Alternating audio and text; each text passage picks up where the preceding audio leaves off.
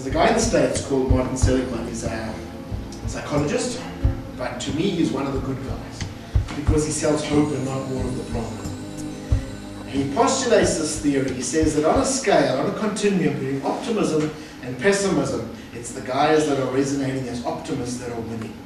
These are the guys that are making it. These are the guys that have it. These are the guys that are winning. And just south of optimists, you find pessimists. And the pessimist's motto is, whatever can go wrong will go wrong, which is kind of like Murphy's Law. And just south of Murphy's Law is the guys that believe in Sod's Law. And Sod's Law says that Murphy was an optimist. And just south of that, we find people that are sick and diseased and depression and suicide. So I don't know where you want to be. I'd rather be up here.